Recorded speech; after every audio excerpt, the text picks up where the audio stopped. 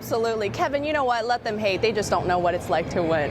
All right, Kevin, thank you so much for that report. Well, hey, you know what? We're doing something special here at KSHB 41. In fact, sports anchor Mackenzie Nelson, on her way down to New Orleans, made a pit stop in Houston, not Texas, but Mississippi, which is the hometown of Chris Jones. She learned what a small town kid, what kind of impact that he's making on the next generation.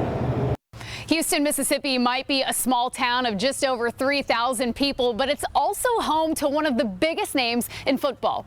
It's a huge deal. I mean, our kids, you know, they live and die by the Kansas City Chiefs. That's because of Chris Jones, who was once a Hilltopper. He may be the best in the NFL. I mean, you know, so I mean, arguably the best defensive lineman in the league. Before all of his success in the NFL, the Chiefs defensive lineman attended Houston High and was the top-rated football player in the state of Mississippi. His success story gets told often. Well, anytime you get a generational player like Chris and set a standard of excellence and the success they had then, yeah, since then, kids feed on that. Baylor Dampier is the current head football coach, utilizing Chris's legacy to inspire. Somebody's dressing in his locker, you know, somebody's working out in the same place he worked out, and they get on the field, you know, same deal, trying to get after the quarterback like he did. That's a huge deal for him, and just knowing that it can be done, that he has done it, is a huge deal, huge motivator for our guys. Chris graduated in 2012, but every class that's come through since looks up to their Houston hometown hero. Chris and his story, them knowing he's a Houston guy,